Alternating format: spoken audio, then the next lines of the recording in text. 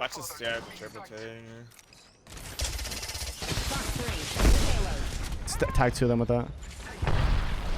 Oh, No, no. back up. I gotta back up. What? Focus is 2v3. Octane cracked. On the roof. Octane down.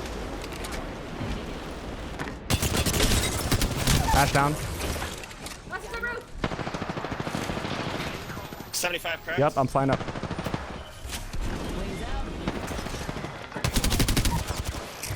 Good shit, bro. You pooped on that.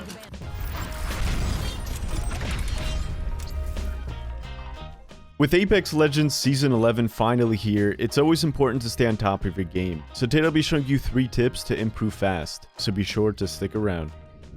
Even if you don't want to agree, I think it's safe to say that Apex Legends is one heck of a competitive game, and if you decide to take a long break from it, you can easily notice a huge dip in your performance. Especially when players start incorporating newfound movement tactics and strategies, it can make it somewhat difficult to keep up with.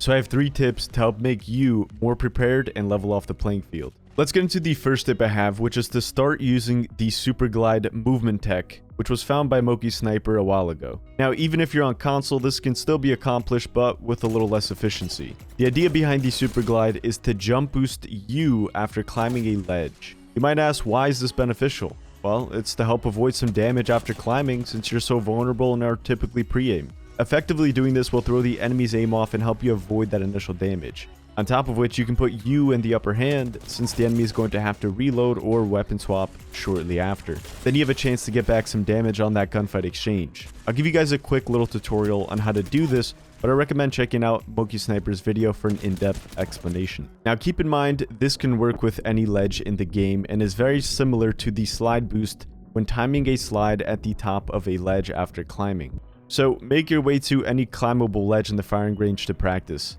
The key to it is all about timing. Once you get at the peak of climbing any ledge, you want to hold jump, then press crouch right after. It's almost a simultaneous action where you hold jump and press crouch at the same time, and this should glide you forward without taking any steps on the height of the ledge you just climbed. This is essentially taking the speed boost you get when sliding at the peak of an edge, but turning it into a jump slide. You might not get it the first try, so practicing for a good amount of time will help you hit it more consistently. And once you feel more comfortable in the firing range, then it's time for you to put it to the test in a real game. Let's take a look at a quick example.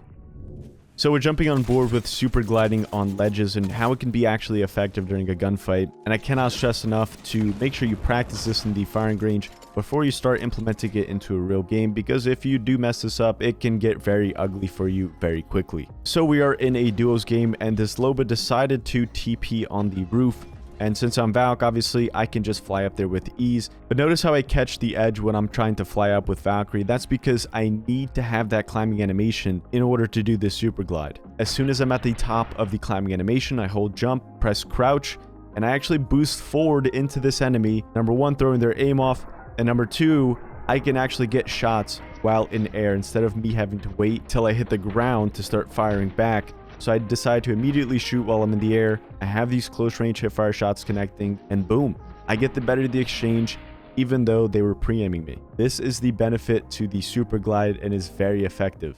Alright, beautiful people, now it's time to get into the second tip I have for you, which is to spam open doors. And yes, most of you are probably thinking, what the heck is he talking about? Well, it's actually quite simple and extremely effective. As we know, doors in Apex are commonly used to quickly get behind and take a heal, since enemies will have to waste more time to break down that door to get to you. And I'm sure many of you have experienced a moment where you get someone very low, but they manage to escape and close a door on your face. Then you're deciding, how do you want to take on that situation? Whether you want to double kick the door down or use the throwable to break the door. But the one thing I notice myself doing, and seems to work surprisingly well, is spam the button or key that opens or closes the door for you. If you find yourself chasing an enemy previously weakened, whenever they try to look and close a door on your face to stall some time and heal, make sure you spam open the door, and most times you can create a slight gap where you can use a throwable to deal damage, or other times the door will just swing right open if they're not up against it. Typically when the door does not directly close or remains half open, this makes the enemy a bit more nervous and they tend to flee, giving you open shots to clean up the kill. Now let's take a look at a quick example.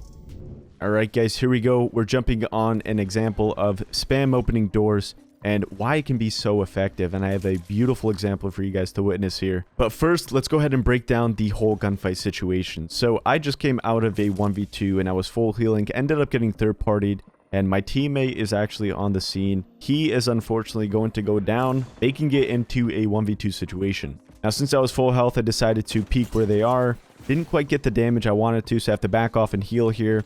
Taking a bat behind the door.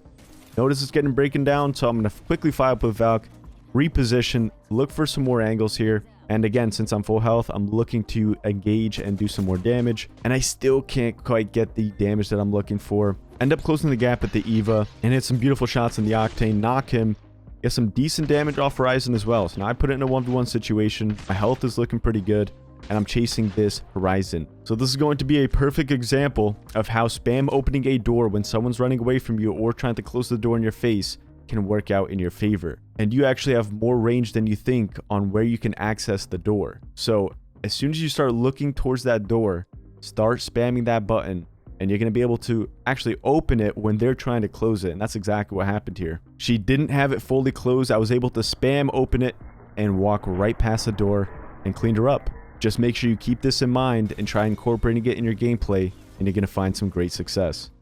So we talked about how incorporating super glides and spam opening doors can be very effective. Finally, let's get into the last tip I have for you, which is to jiggle peek when healing. Apex Legends is a game where awareness must be at an all-time high to start dominating the lobbies. Constantly keeping track of where enemies are and knowing what their next move is can easily help you get better bullet exchanges and win more gunfights. Jiggle peeking works great in two ways. Number one is knowing if the enemies decide they are pushing you. And number two is baiting out shots to stall more time so you can finish off the heal. Although this can be very helpful, it can also be your downfall. It's always a tough feeling when you decide to peek when healing and end up dying. So when jiggle peeking corners while healing, make sure to be aware of your health. It's a bit risky to do around when you're 30 HP. You also need to make sure you're on your toes and ready to quickly play your cover while slow walking when healing. Since you're moving so slow, the decisions you make when healing and playing in the enemy's face needs to be on point. Otherwise, you'll die getting pushed when healing or shot when over peeking. So with that said, guys, let's take a look at our final example. Alrighty, ladies and gents, jumping into the final example I have for today, which is going to be covering jiggle peek when healing. So in this clip, we are back on World's Edge, and I have the massive wingman setup. You need to make sure you're hitting your shots with this sort of setup. And I also have a 1v2 in my hands. They ended up finishing off my teammate. I tried to bail, heal as much as I can, but notice I was getting pushed. So the first person trying to engage me couldn't get the best shot on me, so very poor shot selection there, because now they have to reload or weapon swap. And at that moment, that's my time to shine, that's my time to push. So I'm going to immediately capitalize on that. When they have to reload or weapon swap, I'm going to push down. Was able to get some good pumps in with the Mastiff and a nice, quick, and clean weapon swap to finish him off. Then I'm looking for the next player, again, 1v2 situation. Peppered him with the Mastiff.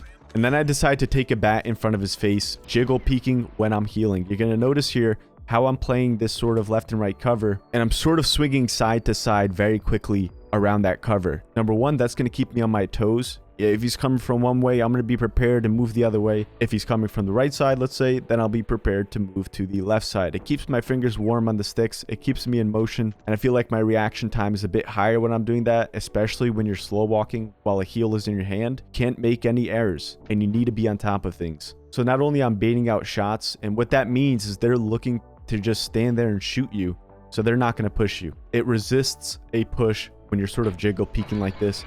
And number two, if he is going to push, I can decide to either cancel my heal, I know which way he's coming from, and then pre-aim and try to finish off the kill that way. So any way where you can sort of play around cover and only peek for a few seconds and then get behind cover is great. And you definitely need to start incorporating that a little more into your gameplay, and this can easily make you a better player. Anyways, thank you guys for spending a couple minutes over your day with me. If you enjoyed today's video, like rating is always appreciated. Don't forget to subscribe, join the champion squad, and I hope you guys have a fantastic rest of your day. And as always, this is Sultan, and we're signing off. Peace.